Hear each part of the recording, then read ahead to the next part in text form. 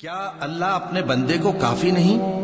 اور اے نبی، یہ تم کو ان لوگوں سے جو اللہ کے سوا ہے یعنی غیر اللہ سے ڈراتے ہیں، اور جس کو اللہ گمراہ رہنے دے اسے کوئی ہدایت دینے والا نہیں، اور جس کو اللہ ہدایت دے اس کو کوئی گمراہ کرنے والا نہیں۔ کیا اللہ عزت والا بدلہ لینے والا نہیں ہے؟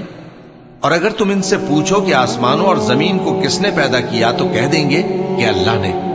کہو کہ بھلا دیکھو تو جن کو تم اللہ کے سوا پکارتے ہو، اگر اللہ مجھ کو کوئی تکلیف پہنچانی چاہے تو کیا وہ اس تکلیف کو دور کر سکتے ہیں؟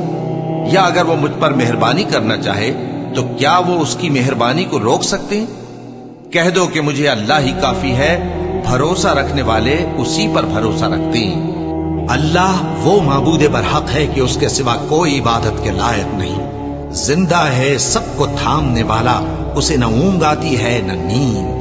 جو کچھ آسمانوں میں اور جو کچھ زمین میں ہے سب اسی کا ہے۔ کون ہے کہ اس کی اجازت کے بغیر اس سے کسی کی سفارش کر سکے؟ جو کچھ لوگوں کے روبرو ہو رہا ہے اور جو کچھ ان کے پیچھے ہو چکا ہے اسے سب معلوم ہے، اور لوگ اس کی معلومات میں سے کسی چیز پر دسترس حاصل نہیں کر سکتے۔ ہاں، جس قدر وہ چاہتا ہے اسی قدر معلوم کرا دیتا ہے۔ اس کی بادشاہی اور علم آسمان اور زمین سب پر حاوی ہے، اور اسے ان کی حفاظت کچھ بھی دشوار نہیں۔ وہ بڑا عالی رتبہ ہے، جلیل القدر ہے۔ دین اسلام میں کوئی زبردستی نہیں ہے، ہدایت صاف طور پر ظاہر اور گمراہی سے الگ ہو چکی ہے۔ تو جو شخص بتوں سے اعتقاد نہ رکھے اور اللہ پر ایمان لائے، اس نے ایسی مضبوط رسی ہاتھ میں پکڑ لی ہے جو کبھی ٹوٹنے والی نہیں، اور اللہ سب کچھ سنتا ہے، سب کچھ جانتا ہے۔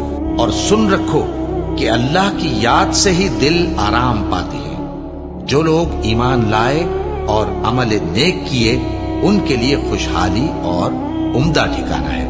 جو شخص دنیا کی آسودگی کا خواہش مند ہو تو ہم اس میں سے جسے چاہتے ہیں اور جتنا چاہتے ہیں جلد دے دیتے ہیں۔ پھر اس کے لیے جہنم کو ٹھکانہ مقرر کر رکھا ہے، جس میں وہ نفرین سن کر اور درگاہ الہی سے راندہ ہو کر داخل ہوگا۔ اور جو شخص آخرت کا خواستگار ہو اور اس میں اتنی کوشش کرے جتنی اسے لائق ہے، اور وہ مومن بھی ہو، تو ایسے ہی لوگوں کی کوشش ٹھکانے لگتی ہے۔ ہم ان کو اور ان کو سب کو تمہارے پروردگار کی بخشش سے مدد دیتی ہیں، اور تمہارے پروردگار کی بخشش کسی سے رکی ہوئی نہیں۔ دیکھو ہم نے کس طرح بعض کو بعض پر فضیلت بخشی ہے، اور آخرت درجوں میں دنیا سے بہت برتر اور برتری میں کہیں بڑھ کر ہے۔ اور اللہ کے ساتھ کوئی اور معبود نہ بنانا کہ ملامتیں سن کر اور بے کس ہو کر بیٹھے رہ جاؤ گے، اور اس خدائے زندہ پر بھروسہ رکھو جو کبھی نہیں مرے گا، اور اس کی تعریف کے ساتھ تسبیح کرتے رہو، اور وہ اپنے بندوں کے گناہوں سے خبر رکھنے کو کافی ہے۔ بھلا کون بے قرار کی التجا قبول کرتا ہے جب وہ اس سے دعا کرتا ہے؟ اور کون اس کی تکلیف کو دور کرتا ہے؟ اور کون تم کو زمین میں اگلوں کا جانشین بناتا ہے؟ یہ سب کچھ اللہ کرتا ہے۔ تو کیا اللہ کے ساتھ کوئی اور معبود بھی ہے؟ ہرگز نہیں، مگر تم بہت کم غور کرتے ہو۔ اے پیغمبر، میری طرف سے لوگوں کو کہہ دو کہ اے میرے بندو، جنہوں نے اپنی جانوں پر زیادتی کی ہے، اللہ کی رحمت سے نا امید نہ ہونا۔